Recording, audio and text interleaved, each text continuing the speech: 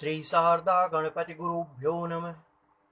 सूर्य सिद्धांत मध्यमाधिकार श्लोक संख्या 25 से आगे की इस कक्षा में आप सभी लोगों का हार्दिक अभिनंदन।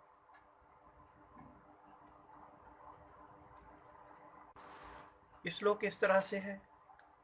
पश्चात व्रजंतो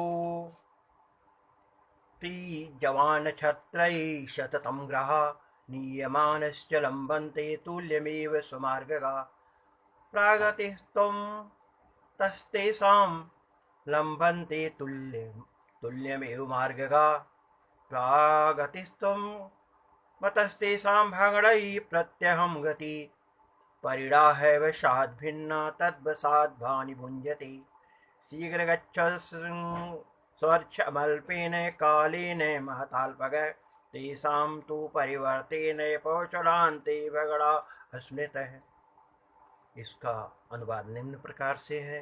शीघ्रगामी नक्षत्रों के साथ सदैव पश्चिम की ओर चलते हुए ग्रह अपनी अपनी कक्षा में समान परिमाण में हार कर पीछे रह जाते हैं। श्लोक संख्या 26 में इसलिए वह पूर्व की ओर चलते हुए दिखाई पड़ते हैं और कक्षाओं की परिधि के अनुसार उनकी दैनिक गति भी भिन्न भिन्न दिखाई पड़ती है। इसलिए नक्षत्र चक्र को भी यह भिन्न समय में अर्थात श्लोक संख्या 27 के अनुसार शीघ्र चलने वाले थोड़े समय में और कम चलने वाले बहुत समय में पूरा करते हैं। रेवती के अंत में पूरे होने वाले चक्र को भगड़ कहा जाता है। इन तीन श्लोकों में ग्रहों की गति का सिद्धांत बतलाया गया है, इसलिए यह बड़े महत्व के श्लोक हैं। इनसे संक्षेप में यह पता चलता है कि भारत के प्राचीन ज्योतिषी ग्रहों के बारे में क्या विचार रखते थे। 25वें श्लोक के अनुसार आकाश में जितने तारे दिखाई पड़ते हैं वह सब ग्रहों के साथ पश्चिम की ओर जा रहे हैं, परंतु नक्षत्रों के बहुत शीघ्र चलने के कारण ग्रह पीछे रह जाते हैं और इसी से पूर्व की ओर चलते हुए दिखाई पड़ते हैं। इनकी पूर्व की ओर बढ़ने की चाल तो समान है, परंतु इनकी कक्षाओं का विस्तार भिन्न भिन्न होने से इनकी गति भी भिन्न भिन्न दिखाई पड़ती है। आप इसको इस तरह से कह सकते हैं। मान लिया भीतरी वृत्त 10 इंच का और बाहरी वृत्त 15 इंच का है, और इनको यदि हम दो स्थानों खा और गा स्थानों में विभाजित करें तो जो का केंद्र की सीध में है वहां पर यदि कोई दो वस्तु चलाई जाए तो 1 इंच प्रति सेकंड की चाल से भीतरी और बाहरी वृत्त की परिक्रमा करने को चलती है। तो यह स्पष्ट है कि बाहरी वृत्त पर चलने वाला वह जीव हो सकता है या कोई पदार्थ एक परिक्रमा पूरे 15 सेकंड में और भीतरी वृत्त पर चलने वाला एक परिक्रमा 10 सेकंड में पूरा करेगा। इससे यह सिद्ध होता है कि समान रेखात्मक गति में चलने पर भिन्न भिन्न आकार की कक्षा का चक्कर भिन्न भिन्न समय में ही पूरा होगा। परंतु श्लोक संख्या 27 में जैसा कहा गया है कि शीघ्र चलने वाले ग्रह थोड़े काल में तथा मंद चलने वाले ग्रह अधिक काल में अपना चक्र पूरा करते हैं, यहाँ कुछ विरोध भी जान पड़ता है, परंतु यह विरोध नहीं है, क्योंकि पहले श्लोक में जो समान गति बताई गई है वह योजनात्मक गति है और इस श्लोक में गति का मान कोणात्मक अर्थात एंगुलर है। एक चक्कर 360 अंशों का होता है, इसलिए बाहरी वृत्त का 1 इंच केंद्र पर 360/15 बराबर 24 अंश का कोण बनाता है और भीतरी वृत्त पर 1 इंच 360/10 अर्थात 36 डिग्री का कोण बनाता है। इसलिए यद्यपि वह दोनों वस्तु वहां पर वस्तु के रेखात्मक रेक्टिलिनियर गति 1 इंच प्रति सेकंड होने से समान है, यद्यपि इनका कोणात्मक गति प्रति सेकंड भिन्न है। इसलिए बाहरी पदार्थ प्रति सेकंड 24 डिग्री तथा भीतरी पदार्थ 36 डिग्री तक चलता है। इसलिए इससे यह स्पष्ट होता है कि शीघ्र चलने वाला कम समय में तथा मंद चलने वाला अधिक समय में अपने चक्र को पूरा करेगा। श्लोक संख्या 27 में भगड़ की परिभाषा दी गई है। रेवती नक्षत्र के अंत से आरंभ करके पूर्व की ओर बढ़ता हुआ जब ग्रह एक चक्कर लगाकर फिर वहीं रेवती के अंत में आ जाता है, तब वह एक भगड़ अर्थात नक्षत्रगण जिनका की मान 27 है उनको पूरा करता है। इसलिए भगड़ को चक्र भी कहते हैं।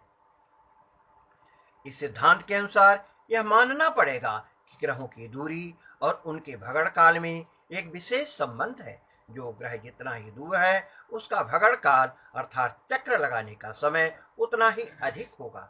यह संबंध बहुत संक्षेप में बताया गया है। इसकी पूरी व्यवस्था भारतीय तथा पाश्चात्य ज्योतिषियों के सिद्धांतों की तुलना करते हुए भूगोलाध्याय के 12वें अध्याय में इस पर विशेष विवेचन प्रस्तुत किया जाएगा। जब सभी ग्रहों की रेखात्मक गतियां समान मान ली जाएं, तब यह सहज ही सिद्ध हो सकता है कि ग्रहों की दूरियों का परस्पर संबंध क्या है, क्योंकि यह जानना तो कुछ कठिन नहीं कि कौन ग्रह कितने समय में एक चक्र लगा लेता है।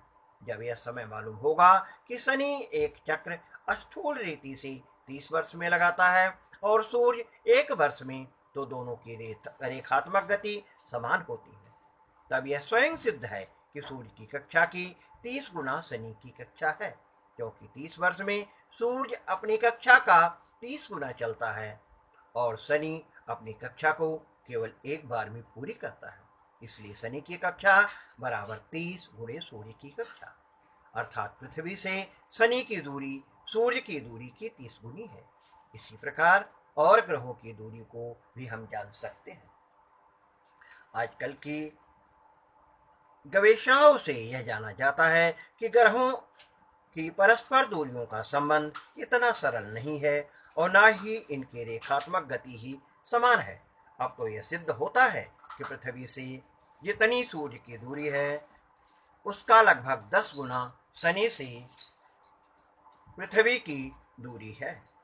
इस श्लोक संख्या 28 के अनुसार विकलानां कला षष्ठ्या तत्षष्ठ्या भाग उच्यते तत्त्रिंशता भवेद्रासि भगड़ो द्वादशैव ते।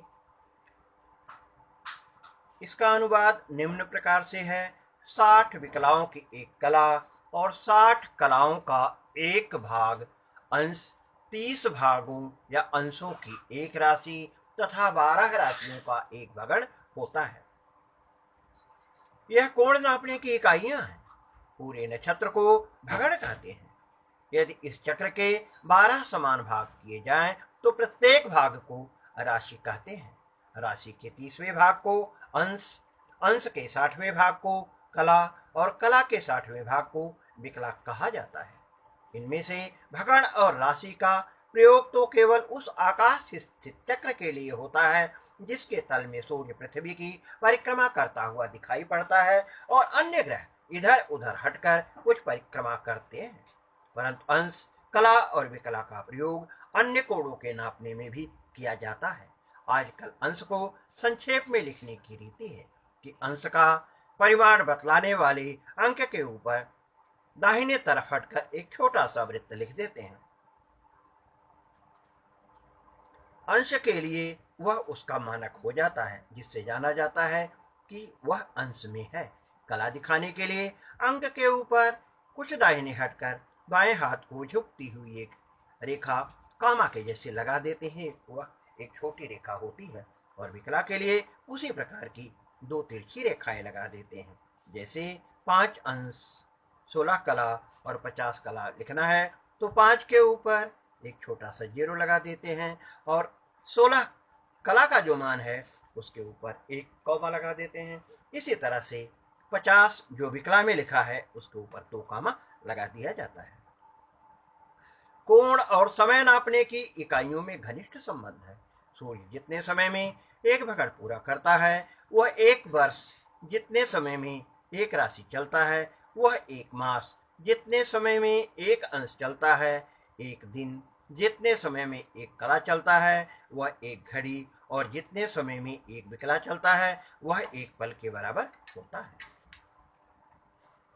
आगे श्लोक संख्या 29 से लेकर के 31 में जो विवेचन प्रस्तुत किया गया है उसके अनुसार जुगे सूर्यज्ञ शुक्राणाम ख चतुष्कर दाढ़वा पुजार्क्य गुरु शीघ्राणाम भगड़ा पूर्वयायिनाम इंदोरसाग्नि त्रित्रिषु सप्तभूधर्मार्गड़ा दृष्ट दस्त्र सांकाक्षिलोचनानि कुजस्य तु बुधशुग्रस्य सूर्य तुखादृत्यंक नगेन्द्व बृहस्पते खदस्राक्षी वेदषड वह्न्यस्तथा शीतशीघ्रस्य षट्सप्त त्रयमास्वी भूधरा शनेर्भुजंग षट्पंचर रसे वेद निशाखरा चंद्रोच्चस्याग्निसूर्यस्व अश्वी वसु सर्पाणवाजुगे वामं पातस्य वश्वाग्नि यमवाश्वी शिखी दस्रका। यहाँ पर एक महायुग में पूर्वाभिमुख चलने वाले सूर्य, बुध और शुक्र के 43,20,000 भगण, मंगल, शनि और बृहस्पति के शीघ्रों से भी उतने ही भगण हैं। श्लोक संख्या 30 में जैसा कहा गया है, चंद्रमा के 5, 77, 53, 336 भगण, मंगल के 22, 96, 832 भगण, बुध के 179, 37, 060 भगण तथा बृहस्पति के 3, 64, 220 भगण और शुक्र के 70, 22, 376 भगण, शनि के 1, 46, 568 भगण और चंद्रोच्च के 4, 88, 203 भगण तथा बाईं पश्चिम की ओर चलने वाले चंद्रपात के 2, 32, 238 भगण होते हैं। यहाँ पर यह बताना भी उचित होगा कि हमारे यहाँ संख्या लिखने की पुरातन परिपाटी क्या है। 1, 2, 3, 4 इत्यादि अंकों को पद्य में लिखने के लिए कुछ शब्द नियत किए गए हैं, वहीं या उसके पर्याय पद्य के अंकानाम वामतो गति नियम के अनुसार क्रम से रख दिए जाते हैं। अर्थात इकाई के स्थान पर लिखे जाने वाले अंक का सूचक शब्द पहले, फिर दहाई के स्थान पर लिखे जाने वाले अंक का सूचक शब्द, फिर सैकड़े के स्थान में लिखे जाने वाले अंक का सूचक शब्द रख दिया जाता है।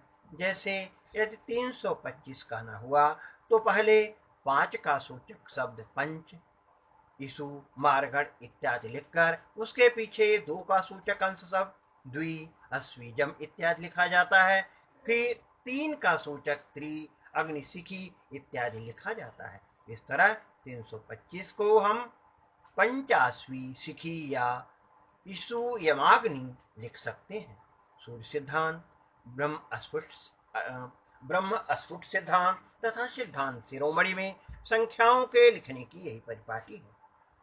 प्रथम आर्यभट्ट के आर्यभट्टी तथा दूसरे आर्यभट्ट के महासिद्धांत में संख्या लिखने की रीतियां इससे भिन्न थी।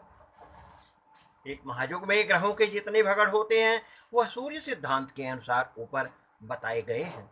आर्यभट्ट तथा ब्रह्मगुप्त के सिद्धांतों के अनुसार महायुगी भगणों के मानों में कुछ अंतर है तथा आजकल सूक्ष्म यंत्रों की सहायता से भगणों के जो मान जाने गए हैं वह भी किसी सिद्धांत के अनुसार नहीं मिलते, अपितु उसमें भी थोड़ी भिन्नता बनी रहती है। सूर्य सिद्धांत, ब्रह्मगुप्त सिद्धांत तथा आधुनिक भगण के कालों के मान की तुलना करके इसको स्पष्ट रूप से जाना जा सकता है। हमारे प्राचीन ज्योतिषियों के निकाले हुए भगण काल में और आज के सूक्ष्म यंत्रों के द्वारा निकाले हुए भगण काल में कितना अंतर है, इसको दोनों का एक कंपैरेटिव स्टडी करके हम जान सकते हैं। जितने में किसी ग्रह का एक भगण या चक्र पूरा होता है उसको भगण काल कहते हैं। इसके निकालने की रीति सिद्धांत के अनुसार यह है कि एक महायुग में जितने भगण उस ग्रह के होते हैं उससे महायुग के सौर वर्षों में भाग दे दिया जाए तो एक भगण काल 100 वर्षों में निकल जाएगा। अब इसको आप दशमलव भिन्न में लिख सकते हैं, चाहे सावन दिनों में। सावन दिनों में भगड़ काल निकालने के लिए सबसे सुगम रीति यह है कि महायुग में जितने सावन दिन हो उनमें महायुगी भगड़ का भाग दे दीजिए। जितनी लब्धि आएगी वह सावन दिन होगा। शेष की घड़ी पल विपल इत्यादि बनाया जा सकता है। जैसे एक घड़ी में 60 पल होते हैं, वैसे ही एक पल में 60 विपल तथा एक विपल में 60 प्रतिविपल भी होते हैं। इस तरह से उसके मानों को जाना जा सकता है। इन श्लोकों में जिन नए शब्दों का प्रयोग हुआ है वह है ग्रह शीघ्र, चंद्रोच्च और पात। इन शब्दों को समझने के लिए पहले हमको अपने ऋषियों की उन कल्पनाओं का ज्ञान होना चाहिए जिन्हें उन्होंने ग्रहों की चाल के संबंध में मान रखा था। उन्होंने पृथ्वी को अचल समझा था और सूर्य, चंद्रमा, ग्रहों एवं नक्षत्रों को पृथ्वी की परिक्रमा करते हुए माना था, परंतु इतने ही ग्रहों की गतियों का हिसाब ठीक ठीक से नहीं निकाला जा सकता। इसलिए उन्होंने ग्रह शीघ्रों की भी कल्पना की। वह यह तो देखते ही थे कि दो ग्रह बुध और शुक्र के आसपास ही रहते हैं। इसीलिए इनका स्थान जानने के लिए सबसे पहले यह जानना चाहिए कि सूर्य कहाँ है। सूर्य का स्थान जान लेने पर यह निश्चय हो जाता है कि बुध सूर्य से या तो 28 अंश के लगभग आगे होगा या पीछे, शुक्र सूर्य से या तो 47 अंक के लगभग आगे होगा या पीछे। इसलिए सूर्य, बुध और शुक्र का महायुगीय भगण समान बताया गया है, जो कि श्लोक संख्या 29 में वर्णित है। परंतु यह जानने के लिए कि बुध या शुक्र सूर्य से कितना आगे या पीछे हैं, बिना इनके शीघ्रों या शीघ्रोच्चों के स्थानों के जान लेने से हम इसकी जानकारी नहीं कर सकते। इनके शीघ्रोच्चों के भगड़ काल उस समय के समान होते हैं जितने समय में आजकल के मतानुसार बुध या शुक्र सूर्य की परिक्रमा करते हैं। इसलिए बुध या शुक्र के शीघ्रोच्च के भगड़ काल को उस समय को समझना आवश्यक है जितने समय में यह नक्षत्र चक्र की परिक्रमा नहीं वरन सूर्य की परिक्रमा करते हैं। मंगल, गुरु और शनि के शीघ्रोच्चों की बात उपयुक्त दो ग्रहों के शीघ्रोच्चों से थोड़ा भिन्न है। इसके शीघ्रों का भगड़ काल वही माना गया है जो सूर्य का है। इसका अर्थ यह हुआ कि मंगल, गुरु और शनि के शीघ्रोच्च वह बिंदु है जो एक वर्ष में पूरे नक्षत्र चक्र की परिक्रमा कर आते हैं, किंतु सूर्य भी एक वर्ष में नक्षत्र चक्र की एक परिक्रमा कर लेता है। इसलिए मंगल, गुरु और शनि के शीघ्रोच्च सूर्य के आसपास ही रहते हैं। इन शीघ्रोच्चों के संबंध में अगले एपिसोड में हम चर्चा करेंगे। धन्यवाद। शुभम भूयात्। पुनः मिला।